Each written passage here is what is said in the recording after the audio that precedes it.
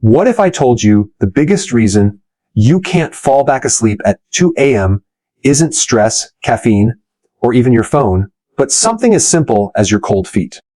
Sounds unbelievable, right? For years, I thought my sleepless nights were caused by a busy mind or a restless body, but the truth shocked me. Tiny, overlooked habits were silently destroying my sleep, night after night. And here's the part no one talks about. The harder you try to force yourself back to sleep, the more awake you become. Your body floods with cortisol, your heart races, and suddenly it's 3 a.m. and you're wide awake, desperate, and frustrated. In this video, we're going to uncover the hidden triggers that wake you up in the middle of the night, things most people never even consider. From a pinch of sea salt to a simple breathing trick, these small changes can completely transform the way you sleep. Welcome to the Nutrition Institute, where we dig deep into the science of health and turn it into practical tools you can use right now.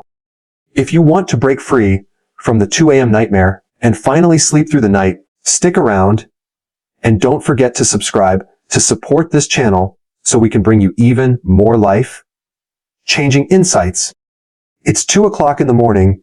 You wake up suddenly, maybe from a dream, maybe for no reason at all. You look around the room. It's dark, quiet, still.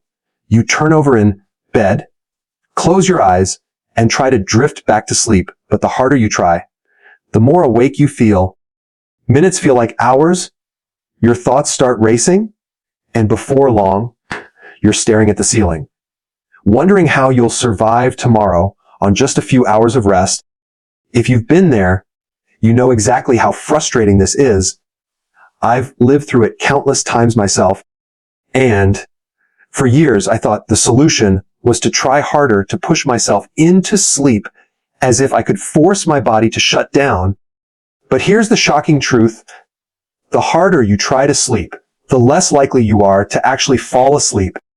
This is where most people get stuck. They believe that sleep is a matter of discipline, willpower, or maybe even luck.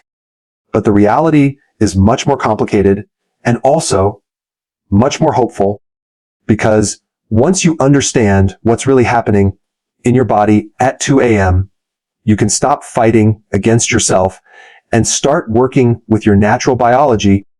The cortisol trap, the very act of stressing over sleep, can trigger your body's stress response. When you lie in bed thinking, I need to sleep, I have to sleep, why can't I sleep? Your brain perceives danger. It responds by releasing cortisol, the stress hormone. Cortisol is designed to keep you alert, ready to fight or run away. In other words, it's the exact opposite of what you want at 2 in the morning. That's why the more you force it, the more impossible it becomes. You're literally telling your body to wake up when what you desperately want is rest. I've been caught in this loop so many times. It felt like a cruel trick, my mind begging for sleep, my body pumping out hormones that kept me wide awake. The first real breakthrough for me was accepting that I couldn't bully myself into sleep. Instead, I had to shift my approach. Sleep, I realize, is like catching a wave. You don't create it, you ride it. You set up the right conditions, then let your body do what it naturally wants to do. The hidden triggers of 2 a.m. wake-ups. So why does this keep happening? Why do so many of us find ourselves wide awake in the middle of the night? The reasons are often surprising, sometimes even counterintuitive. Let me share a few that changed everything for me. Cold feet, hot problem. I never imagined that something as simple as my feet could be the reason I couldn't sleep. But here's what I learned. When you fall asleep, your core body temperature naturally drops by about 1 degree. This signals your body to release melatonin, the hormone that helps you drift off. But if your feet are cold, your body gets confused. The thermostat in your brain doesn't know whether it's safe to lower your temperature, and the whole system gets disrupted. For years, I kept my bedroom cool because everyone says a cool room helps you sleep. But I didn't realize that I also needed to keep my feet warm. The first night I wore socks to bed, the difference was unbelievable. It felt like my body finally got the green light to shut down, and I slipped back into sleep much faster. The sodium secret, another shocker for me, was salt all my life. I'd been told to avoid salt. Too much sodium is bad for your heart, bad for your blood pressure. That's what I believed. But here's the twist. Too little sodium can actually trigger insomnia. When you don't get enough sodium, your body produces more of a hormone called aldosterone. That hormone, in turn, can raise adrenaline and cortisol, the same stress hormones that wake you up at night. For me, the pattern was always the same. I'd wake up around 2 or 3 in the morning, my heart racing, my mind restless. I thought it was anxiety. In reality, it was my body crying out for balance. The first time, I added a pinch of sea salt to my dinner. I slept through the night. No chips, no junk food, just natural salt. It blew my mind how such a small change could have such a big impact.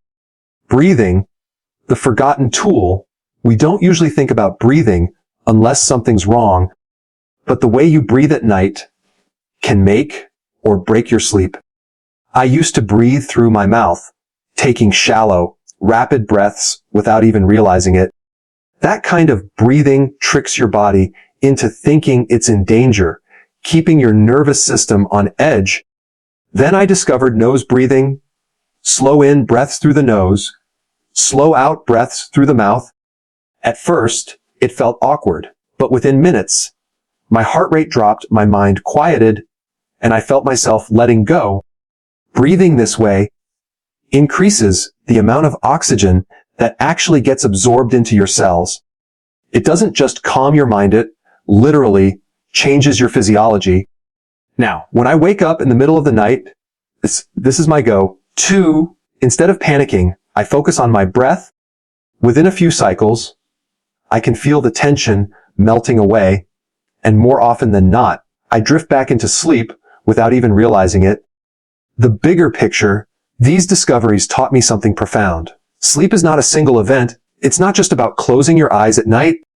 It's the result of countless little choices you make throughout the day, what you eat, how you move, how you manage stress, and even how you breathe.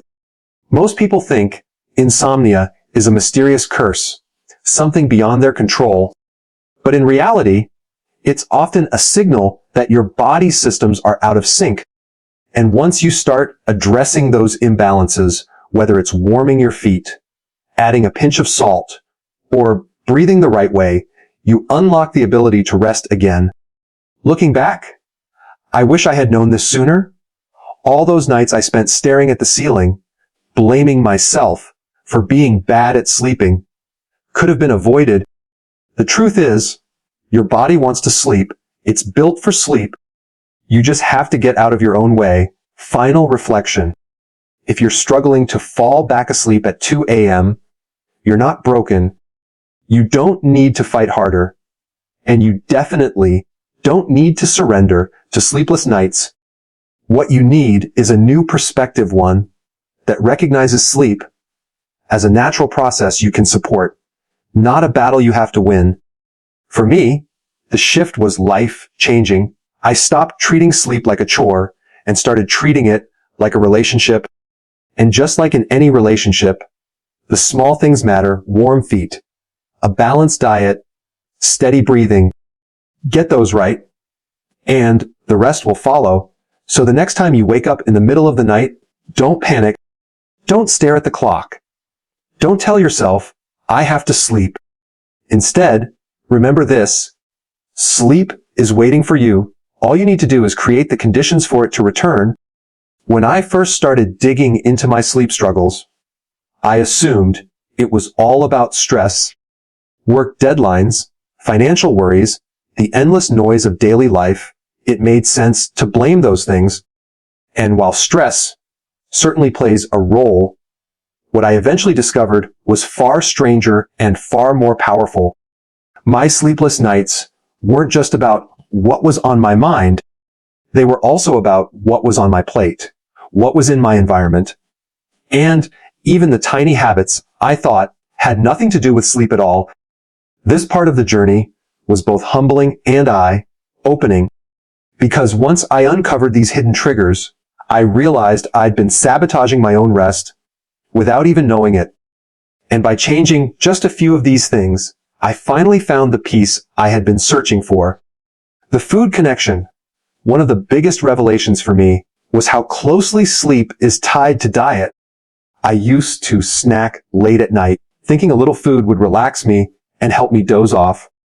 In reality, it was doing the exact opposite. When you eat late, especially foods high in carbohydrates, your blood sugar rises. Then, as insulin works to bring it back down, your blood sugar crashes.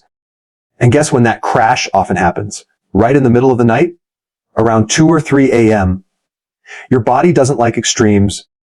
So when your blood sugar drops too low, it releases stress hormones, adrenaline, and cortisol to bring it back up. Those are the same hormones that make your heart race and your mind spin. In other words, the midnight snack I thought was helping me sleep was actually the reason I kept waking up. The solution: eat earlier and keep dinner simple. When I shifted to having dinner around 5 or 6 p.m. with fewer carbs and more balanced nutrients, my nights changed dramatically. No more roller coaster blood sugar, no more sudden wake up-esses.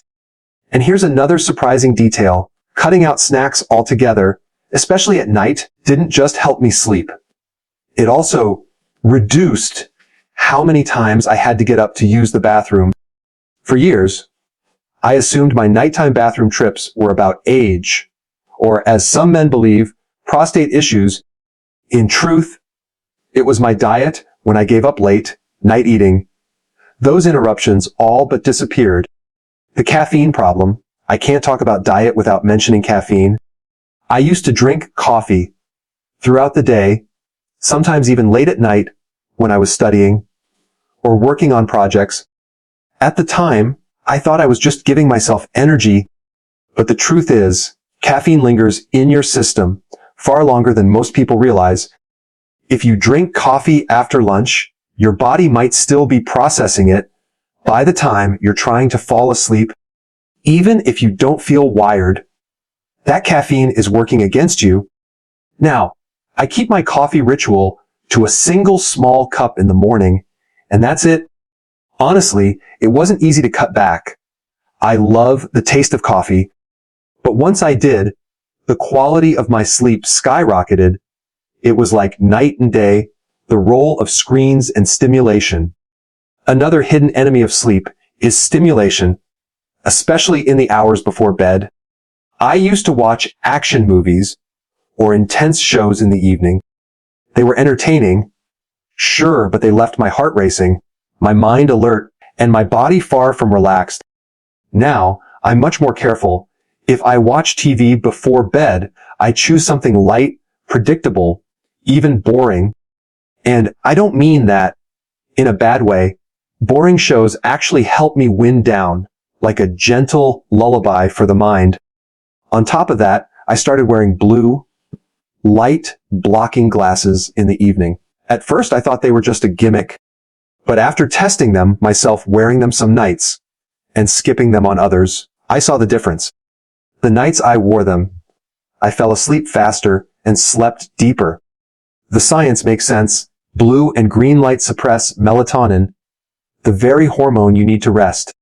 By blocking that light, I gave my body permission to produce melatonin naturally, the invisible forces, EMF and clocks. This one might sound strange, but electromagnetic fields, EMF, are another factor. Our homes are filled with devices, phones, Wi-Fi routers, electrical wiring, all of which create invisible fields. Most people ignore them. I did too, until I bought a device that could measure them. What I found in my own bedroom shocked me. There were areas near the wall where EMF levels were sky high, right where I used to place my bed. I experimented by moving devices farther away, unplugging unnecessary electronics, and even turning off the circuit breaker to my room at night. And the difference was remarkable.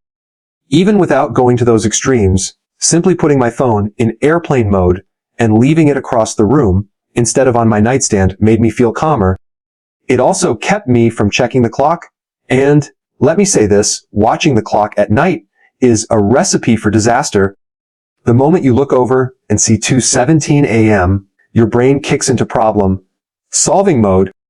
I only have 4 more hours before the alarm. What if I can't sleep? What if I'm exhausted tomorrow? Those thoughts alone can keep you up for another hour. Now, I don't even allow myself to check the time. If I wake up, I focus on relaxing, not calculating, supplements, and natural helpers. Along the way, I also discovered the power of certain supplements. Ashwagandha, for example, helped lower my nighttime cortisol levels. Vitamin B1 quieted my racing thoughts and reduced that buzzing brain feeling I used to have. And magnesium glycinate, combined with glycine, was like a secret weapon. It calmed my muscles, lowered my body temperature slightly, and made it so much easier to drift into deep sleep. I didn't rely on these as magic pills, but as supportive tools. The real foundation was lifestyle, diet, environment, breathing, consistency. But these natural aids gave me the extra push I sometimes needed. Consistency is king. Finally, one of the most powerful lessons I learned was consistency. Going to bed at the same time, every night, even on weekends, trained my body to expect rest.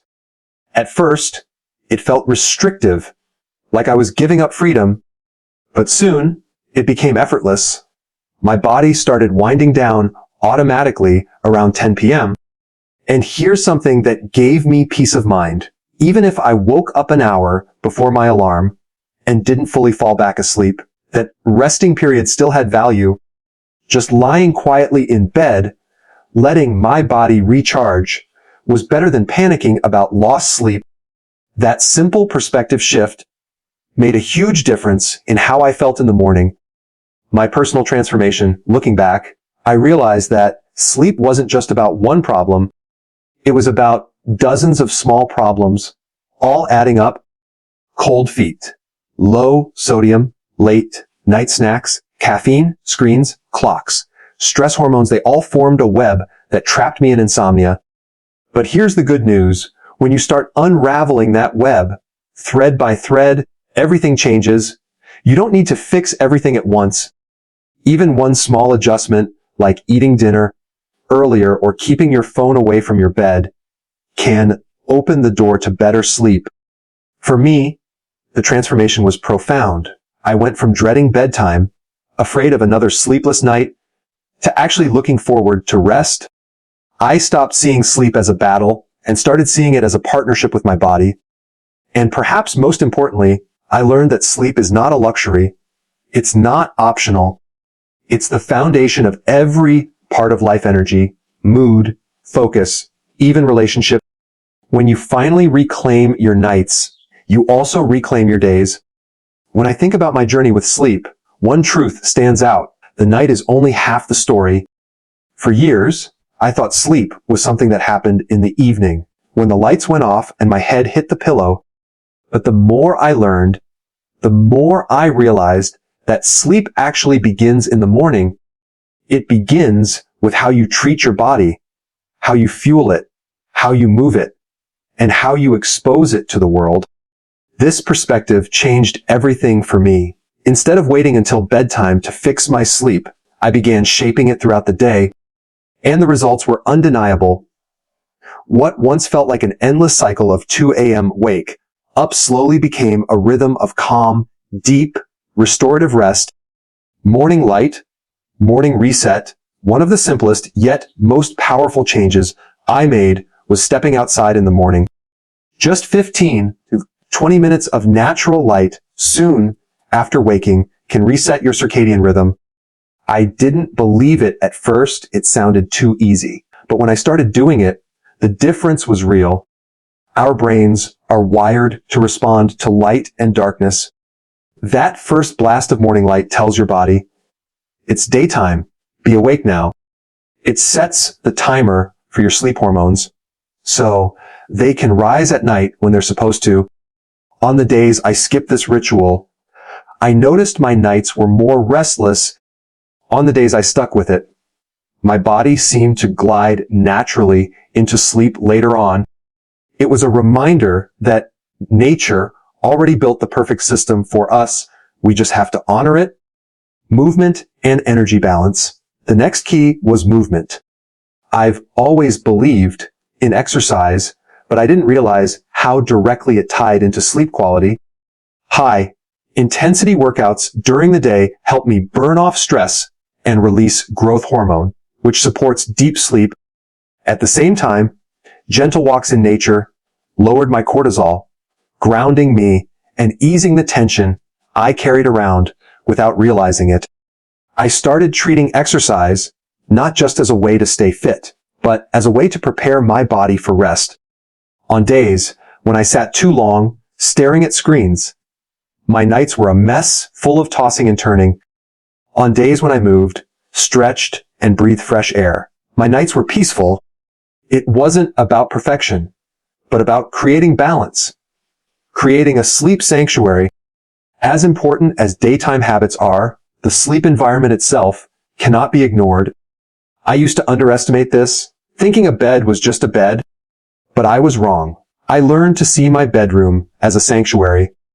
Darkness became my friend blackout curtains, an eye mask when needed. Silence became essential, sometimes with earplugs, sometimes with soft white noise to cover the sounds of the outside world. And perhaps the hardest but most rewarding change was addressing the presence of others in my sleep space. Pets, partners, even electronics, all of these can interrupt the fragile state of rest. I had to make some tough decisions, like keeping devices out of the room, and sometimes even encouraging my dog to sleep elsewhere. It wasn't always easy, but the improvement in my sleep made it worth it. The truth is, we often try to share our sleep with too many distractions. By stripping them away, I finally gave myself permission to rest fully. The role of the mind. Even with the perfect room and the right habits, one thing still stood in my way. My mind. The endless chatter, the problem solving, the planning, all of it would erupt the moment my head hit the pillow. I learned to meet this challenge with simple practices. Body scans, where I gently bring awareness to each part of my body, relaxing as I moved from head to toe. Breathing patterns, slow and steady, to anchor my attention and calm my nervous system. These weren't just techniques. They were acts of kindness toward myself. And the more I practiced, the more I realized something powerful. Sleep doesn't come when you chase it. It comes when you let go. The mind loves control, but rest requires surrender. Nutrition, supplements, and support. There were also tools that supported me along the way. Nutrients like magnesium glycinate and glycine helped calm my muscles and signal my brain that it was safe to sleep. Vitamin B1 quieted the anxious chatter. Ashwagandha lowered my stress response. But I didn't treat these as magic pills. They were more like gentle nudges, supporting the foundation I had built with lifestyle changes. Without the basics, good food, consistent meals, less caffeine, movement, light, they would have been band-aids. With the basics, they became powerful allies, redefining rest. What ultimately transformed my nights was a shift in perspective. I stopped measuring sleep as just hours on a clock and started appreciating it as a process. Rest wasn't only about being unconscious. It was also about lying quietly, letting my body recover. Even if I wasn't fully asleep, that small mindset shift removed so much pressure. Instead of panicking at 2 a.m., I reminded myself, even this stillness has value. Ironically, the moment I stopped trying so hard, sleep returned more easily. Looking ahead, today, I no longer see sleep as an enemy. I see it as a friend I had misunderstood for years, a friend that doesn't respond to force but to care, a friend that asks me to respect my body, honor my rhythms, and live in harmony with the natural world. And the most exciting part is this: the same is possible for anyone. Sleep is not a mystery. It's not luck. It's biology, rhythm, and respect. If you've struggled like I have, I encourage you to experiment. Try morning light. Try eating dinner earlier. Try keeping your phone out of the room. Try breathing through your nose. Notice what changes, because sleep isn't just about the night. It's about how you live your entire day. And when you start living in a way that supports rest, you won't just sleep better, you'll live better. For most of my life, I thought sleep was a mystery, something that just happened when it wanted to. And if it didn't, I was doomed to toss and turn. But after years of struggling with 2 a.m. wake-ups, I've come to understand that sleep isn't a mystery at all. It's a mirror. It reflects how I live, how I eat, how I think, and how I treat my body throughout the day. The biggest lesson I learned is that sleep cannot be forced. The nights I begged my body to shut down, the more it resisted, the more I stared at the clock, the more awake I became. But when I stopped chasing it, when I created the right environment, adjusted my habits, and allowed myself to let go, sleep returned on its own. And it wasn't just about getting more hours of rest. It was about regaining control over my life. When I slept better, everything changed. My mornings felt lighter. My work felt easier. And even my relationships improved. Lack of sleep had been making me impatient, anxious, and distracted. Good sleep brought back patience, focus, and calm. Looking back, the solutions that worked best for me weren't complicated or expensive. They were simple, almost embarrassingly so: warming my feet, stepping outside in the morning light, cutting back on late night snacks, lowering caffeine, practicing slow breathing. Each one was a small act, but together they built a foundation strong enough to hold the weight of my restless nights. What I realized is that sleep is not a nighttime issue. It's an all-day practice. The choices we make from sunrise to sunset ripple into our nights. When I started treating sleep as a 24-hour cycle, rather than just a bedtime problem, everything clicked. On a deeper level, sleep also taught me humility. I used to believe I could control everything in my life with effort and discipline. But sleep reminded me that some things require surrender. Sometimes the most powerful thing you can do is step back, breathe, and trust your body to do what it was designed to do. If there's one message I'd leave with you, it's this: you are not broken. If you're lying awake at 2 a.m., you're not failing at sleep. Your body is simply asking for balance, for care, for a chance to reset. And when you give it those things through light, food, movement, breath, sleep will find you again. So I'll turn the question to you. What's the one small habit that helps you fall back asleep the fastest? Share your answer in the comments. I'd love to hear your story, and your insights might be the exact thing someone else needs tonight. And if this video from the Nutrition Institute has given you even one new idea to try, please subscribe. Your support helps us keep creating content that can change lives, one restful night at a time.